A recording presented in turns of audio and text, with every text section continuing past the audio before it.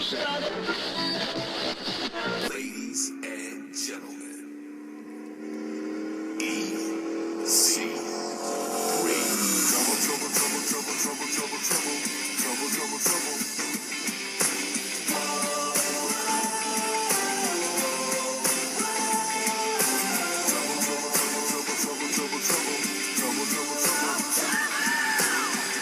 GFW was making news this week for sure.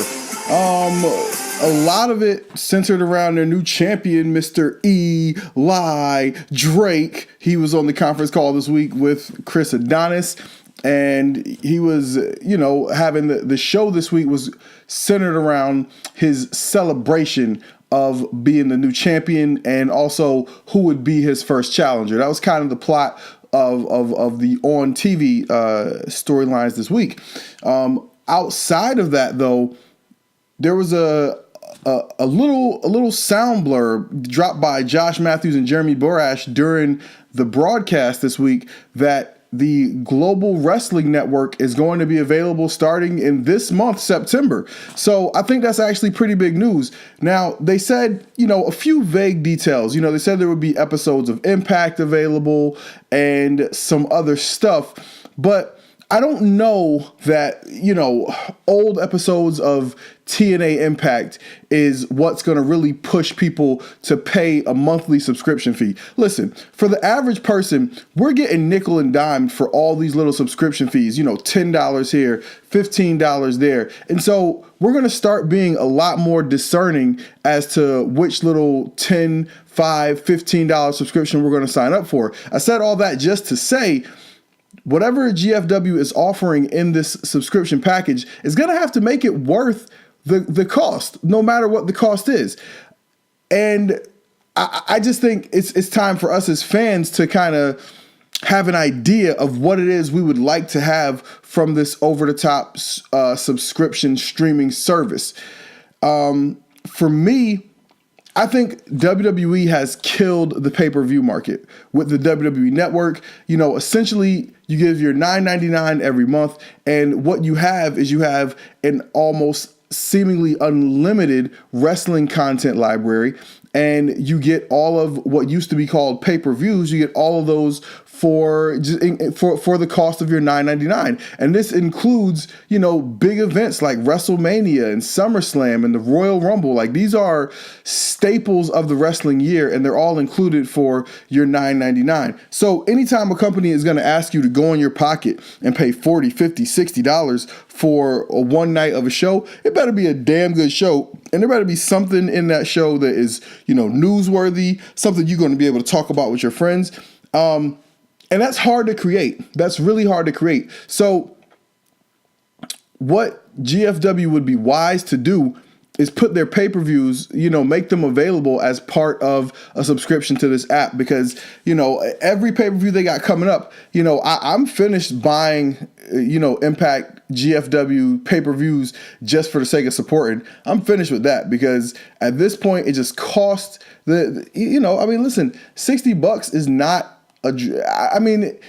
don't get me wrong. It's not like it's not breaking the bank, but it's, that's money. You can fill up your gas tank a couple of times with that. So I don't know. I just need to see value for any time you're asking me for money for a pay-per-view, and you could truly create value by offering it as part of your subscription service. So I'm interested to see what exactly is going to be available on this subscription service.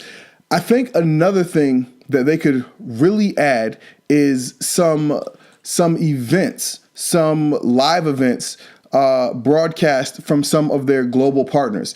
Let's say if they were going to, if they were going to a big event being put on by Noah, or if they were going to a big event being put on by AAA, broadcast that stuff on the network. Let us see that stuff. I think those are things that actually add value, and they increasingly add to the perception of GFW as a global wrestling brand. And I think that's definitely the way to go, right? Because you're not going to out WWE, right? So if you can continue to build this concept that your brand is a partnership of wrestling promotions all over the world. I think that's a great and somewhat unique way to go. Along those lines, we got news this week that Eddie Edwards won the World Championship in Pro Wrestling Noah. So congratulations to Eddie Edwards on that. We also got John Morrison, a.k.a. Johnny Mundo, a.k.a. Johnny Impact, debuting on Impact this week. And he's the current AAA Mega Champion, I believe. And I just think it'd be really cool if we could get some sort of event where we have the GFW champion, the AAA champion, and the Pro Wrestling Noah champion all on the same card, all doing something. If Jeff Jarrett was really smart, he tried to finagle a way to get some sort of match where Eli Drake ends up walking away with all three of those titles, because that really puts your promotion over as being, top, right? But it remains to be seen what's to come of those partnerships, of those promotions, and of the app, right? The over-the-top streaming service. I'm definitely interested to see where it's gonna go, what it's gonna look like, and what's gonna be the advantage for us fans. What can you do to get my money? Because I'm not gonna sign up for it just because it's coming out. So let's see where that goes. A few things I like from the show this week. The Taryn Terrell Alley segment, I really, really like that, man. I really like that. Allie has this naive thing that she does when she's talking to people. And, I didn't even really know that I'm not going to say I don't like Allie. I do like Allie. But this kind of was just, it made you realize how annoying she can kind of seem, right? Because she's being so nice to Taryn. She's like, oh, you and Gail, best friends, blah, blah, blah, blah. And Terrence Rowe's like, hey, can you give her a message for me? And just starts whooping on her. I'm like, okay, listen, I think we all know somebody at our job that we would like to do that to. So yeah, I mean, that was actually a good segment. It definitely made Taryn seem like a bad guy. And that led to a little something with Allie and Braxton and Garza Jr., one of my favorites, backstage later in the night. Now, speaking of Braxton Sutter, as Allie is backstage, putting ice on her head from her beatdown from Terrence Terrell, Garza Jr. comes around the corner and he's like, hey, are you okay? And Braxton Sutter's like getting in his face about it. And so they've been teasing some sort of a breakup between Allie and Braxton Sutter. And I wasn't sure how I felt about the concept because, Allie just has this sweetheart thing going on that everybody really likes. Everybody loves her. And that's her thing. And people love it because she gets a reaction out of each and every crowd she's in front of, out of the US crowd, out of the India crowd. People like Allie. And the idea of doing some sort of split up between her and Braxton Sutter, it seems weird because it seems like they also just got together. But in reality, it's not like they've been doing anything with them, right? They haven't been doing anything. Braxton Sutter seems like a guy that has some potential, but he hasn't been doing anything, right? So, you got to have some sort of character development. And this is at least a step in that direction. So I'm interested to see where that goes. All right. Let's see. What else did we... Oh, my God. Okay. So if there was one thing on this show that gave me a gut belly laugh, it was the segment between Grado, Laurel Van Ness, and Joseph Park, right? So last week when Laurel Van Ness did the proposal to Grado, I think a lot of us were like, didn't Laurel Van Ness just do a wedding? How is she going to jump back into a wedding already? And so I think we all had a little bit of a pause about that. So when we join this group backstage, they're going through wedding plans, right? Joseph Park is like the marriage counselor, and he's talking them through, hey guys, let's talk about the details of your wedding. They're talking about picking a DJ. And Laurel says all her family has to fly in from Victoria or something like that. And he's like, Victoria, Texas? And she's like, no, Victoria, Canada. And at that point, Grado realizes that Laurel Van Ness is Canadian. And so he can't get a green card by marrying her. And he just had this shocked look on his face. And it was just the funniest thing, man. You know, I got to give GFW credit. A lot of these segments that I am thinking I just don't want to see on my wrestling show, they turn out to have some pretty funny payoffs. So, yeah, that was good. I really, really enjoyed that. All right. So that was a few quick takeaways that I liked from GFW this week. Interesting news and notes. And now let's just talk about, you know, things that really, really stood out in a positive way, things that stood out in a negative way, and things that I'm kind of hoping to see. Now, we do that with a little segment I like to call Yes, Please, No, Please, and Please, Please. All right. So my Yes, Please for GFW this week. It's for the Lashley American Top Team storyline. I like the way this is playing out, man. You know, I saw some people talking about this when it first came about around Bound for Glory, that this might be a real thing. And listen, for all we know, there could really be some conversations that he's having with his personal confidants, his business managers, and all those people about whether or not to do MMA full time or wrestling full time. But listen, anytime something appears on wrestling TV, it's there for the sake of storyline. It's there for entertainment. And that's kind of how this came off to me from the beginning. I had a feeling that this was going to be the story they were telling, that, you know, he was going to be torn between these two and he would start having failures as a wrestler, and that would increase the noise coming from the MMA side about what he should be doing. And so this week, he started with a sit-down kind of interview where he had his American Top Team guys there with him, and he pretty much said that he doesn't feel like he has to make a choice right now. You know, he feels like he can still do both. And he was sitting there with Dan Lambert, and Dan Lambert says, you know, you've been having your ups and downs, but if you would just focus on MMA, you would only have ups. You know, and he also noted that, referring to the dust up that happened backstage between, you know, Jeff Jarrett, James Storm, and all those American Top Team guys, Dan Lambert said he wasn't going to tolerate Jeff Jarrett's disrespect. So that's interesting, right? He's taking a little bit of a more aggressive tone there. Before, those guys just seemed like they were kind of neutral, and now Dan Lambert is almost playing a little bit of a villain role right there. Later in the night, after the main event, the American Top Team, now, you know, they've had altercations with referees like the past 2 weeks in a row. And this week, after the main event, they actually came out to ringside and they looked like they were going to dive in and try to attack everybody in the ring. And Jim Cornette actually came down and stopped it. He told Lashley that, you know, if he got into the ring, that he was going to strip him of his opportunity to go to compete for the AAA championship. So that actually, you know, that called off whatever was going to happen between those guys right there. But I like how this is developing.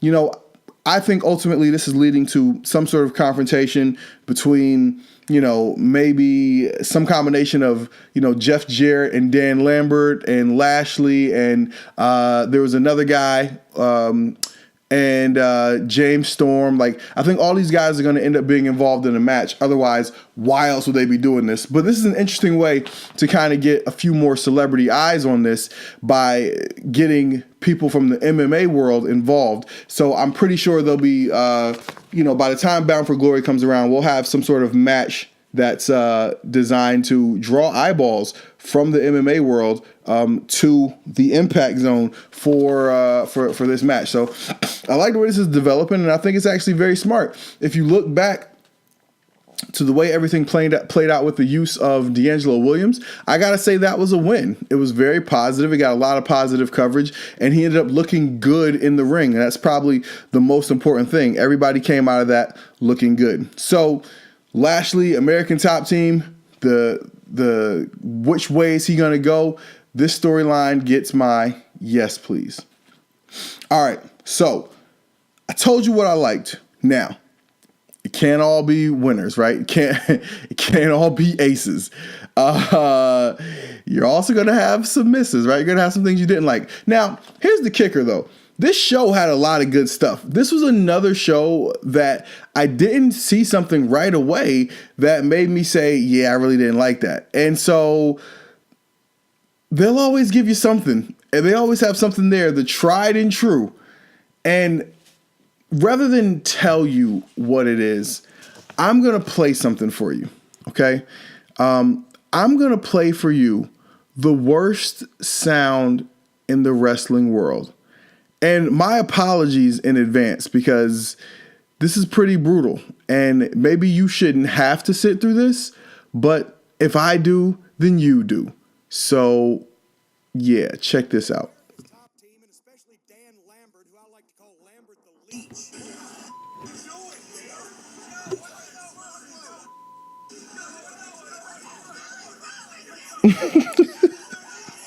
They're screwing Lashley's head. Bobby Lashley is one of the most dominant athletes in any combat sport on this planet.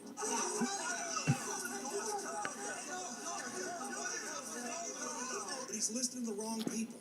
He can make a lot more money, be a lot bigger star, and be a lot happier by himself in professional wrestling instead of letting somebody like Lambert and the rest of their thugs ride on his coattails. I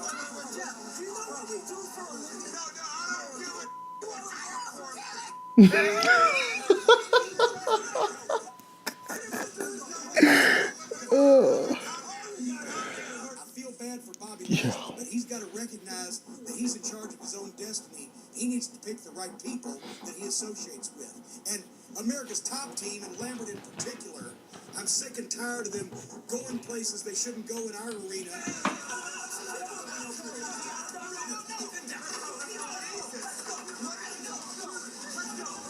What is your problem, dude? What's your problem, dude? Come here.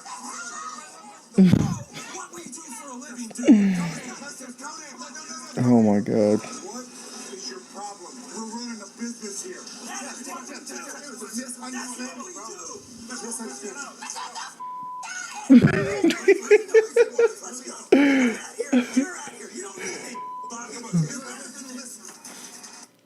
So that is one of the top storylines they have going on this show right now. And you could not miss the shrill, shrieking sound, the worst sound in professional wrestling, Karen Jarrett's voice. Oh my God. Oh my God.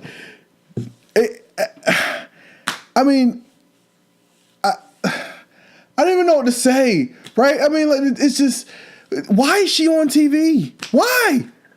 What does she add? Is anybody out there, if you're a GFW fan, okay, if you're listening to this, then you probably are some level of a GFW fan. So somebody please tell me, what does Karen Jarrett add to the show? What does she make better?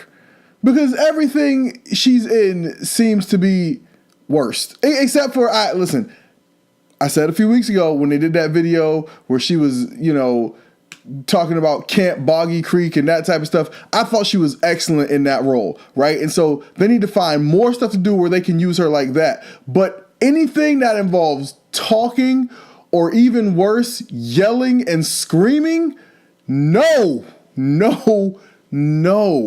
Oh my God.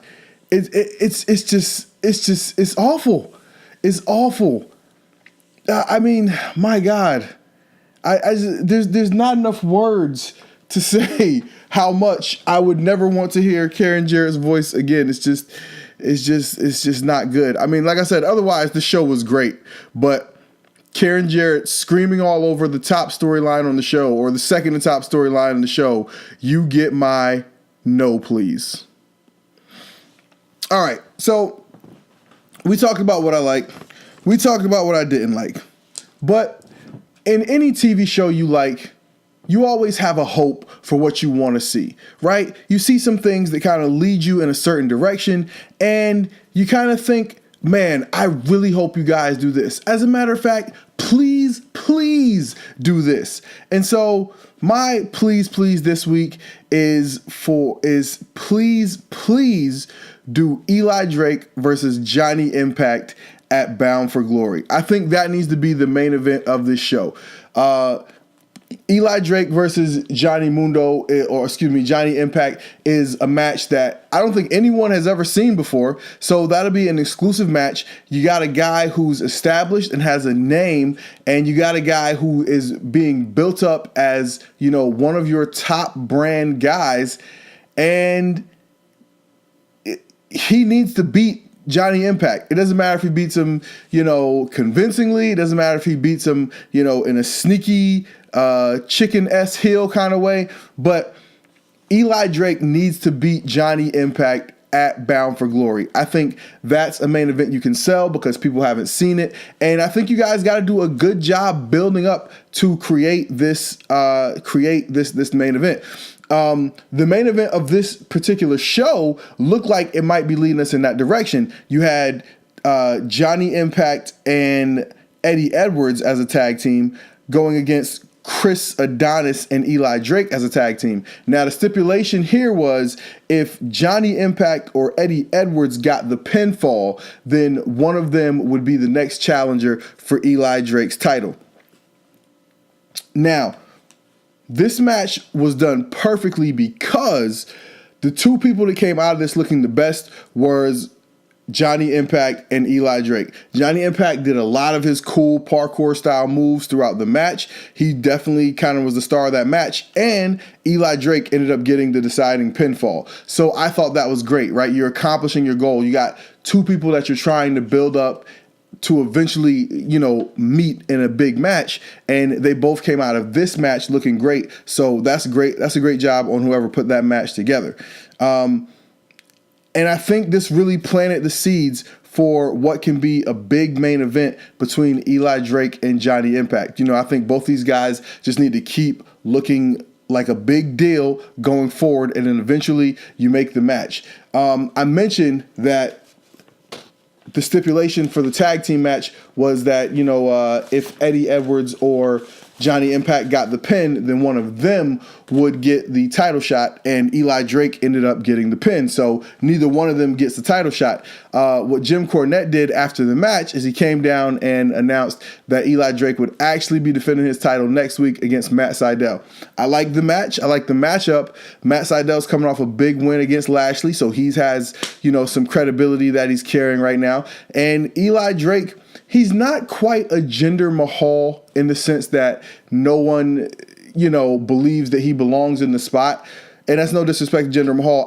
That's just the feeling that I get from talking to people about Jinder Mahal. But Eli Drake is not in that position, but he is in the position where I think people are excited about what he can possibly do, but now he has to actually do it because he has the title. He's the feature guy. He needs to do something each and every week that makes us go talk to our friends about it and makes us say, I need to, come back and see what he's going to do next. So the pressure's on, but I think Eli Drake has, all the tools to be that guy, to be something that makes Impact, destination viewing, must-see TV type of thing. And so, I think this could be a great main event for Bound for Glory. There's no reason not to do it.